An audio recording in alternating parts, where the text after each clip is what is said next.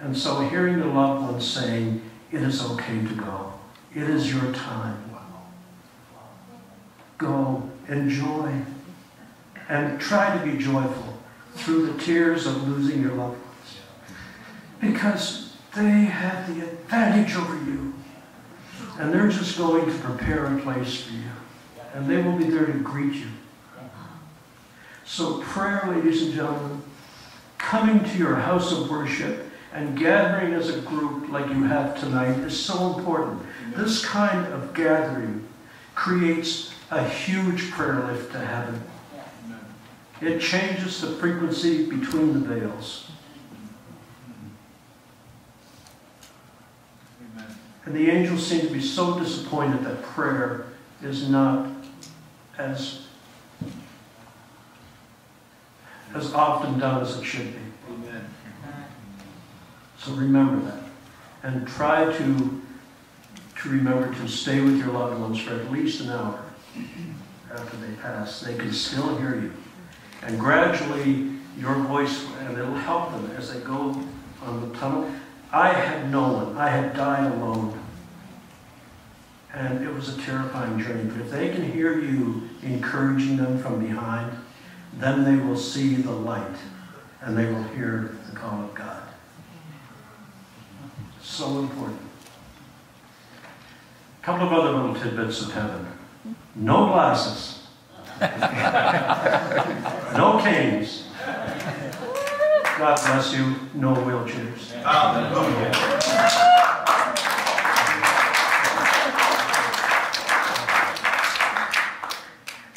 God gives all of us challenges in life. But this dear soul needs our prayer. He has a special place in heaven for those afflicted with this.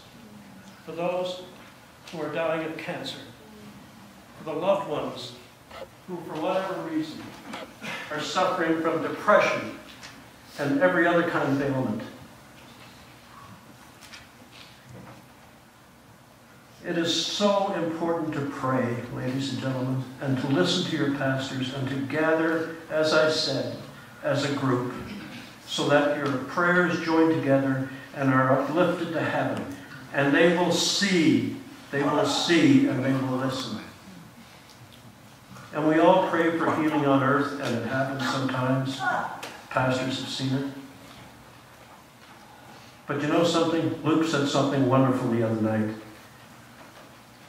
We were privileged to be at the bedside of a dying girl, dying of a raging, most terrible form of cancer. 24 years old. And she loved her horse and loved the barrel race. And we were at Pastor Weaver's service, and he happened to be streaming the service to the internet. And the parents saw my testimony. And as I'm on the altar,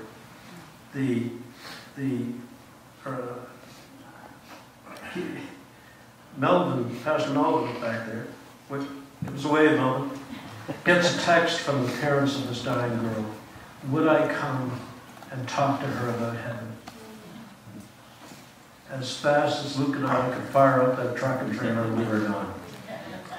And we went over and we walked in, and they had her bed in the living room. And there was this beautiful little girl who at one time was so vigorous and so healthy, and who loved horses, racked with pain. And as I knelt by her bed, I took her dear, sweet face in my hands. I got this, I've never felt it before, this tightening in my chest, and the pain in my abdomen. And then her dad said that the cancer had spread to her lungs, and she had a tumor the size of a football in her stomach. Completely inoperable. They'd sent her home from hospice to die at home. And I got up and held her face, and I started to tell her what I told you tonight. And her face was pain-racked. I mean, she was rocking back and forth, right, with pain. And as I started to tell her about seeing the horses, her eyes opened just a tiny bit. And she looked into mine, and I knew she had heard me. And she settled back into her mommy's arms. And the next day, she died. When Luke and I came down here from Canada, we dragged my horse trailer with me so I could buy a buckskin horse for my wife. We asked the parents if we could pick up their horse today and take it to the funeral home, and we did. And then we took it to the commitment service and had it standing as her ashes were laid to rest. So I've had such a privileged time here in Pennsylvania, ladies and gentlemen. And I don't mean to be disjointed, but I'm just trying to, because I may not see you again, I'm just trying to give you all the things that I've seen, because people seem to have a hunger for even the most mundane things. Do I wear glasses? No, you don't. Here's an interesting thing. I asked, because I saw people of different ages, but yet there was a preponderance of people that seemed to be in their 30s. And I asked the question, how old are you in heaven? And the response was, you can be in heaven the same as you were at the happiest point you were in your life on earth. However, so that's why you saw teenagers and you saw. However, most entrants to heaven, he called them, prefer to be 32 to 33 years of age, because that is the age that Jesus died at. And every soul that enters heaven wants to emulate the Christ. Isn't that wonderful? I'm going to be 33 again.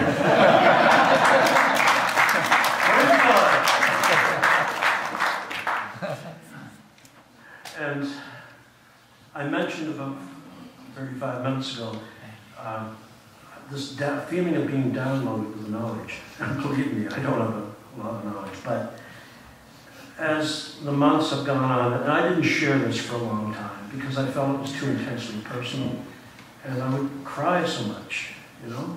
And but I just knew that I couldn't have gone through this for no reason.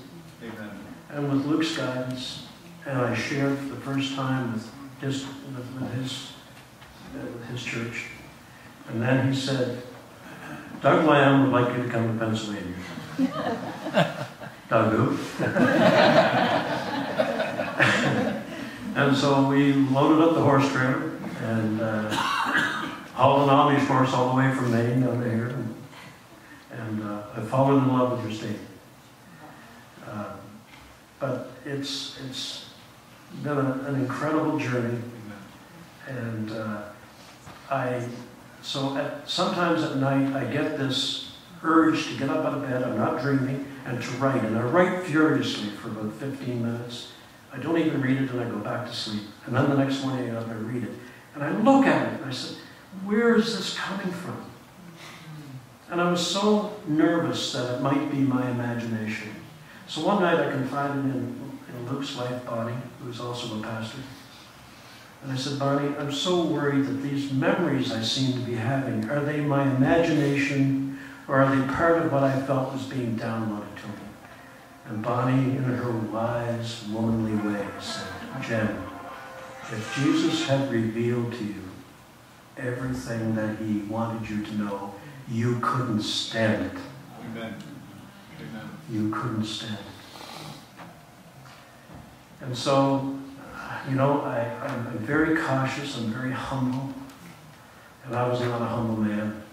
Most airline pilots have an ego the size of Texas.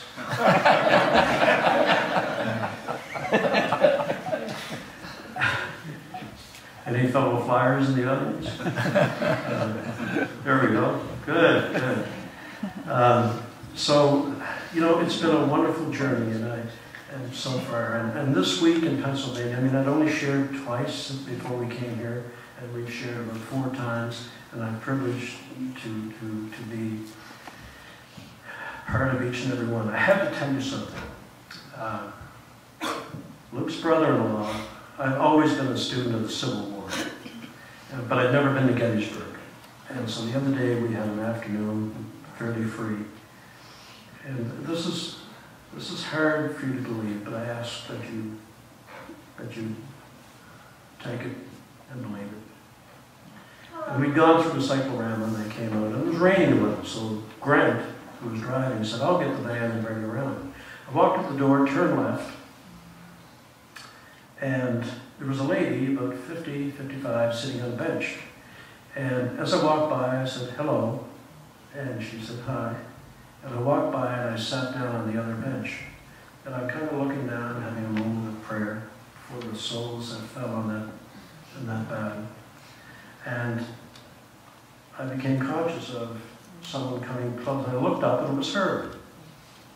And she said, "Excuse me, sir, but God told me you have something to tell me."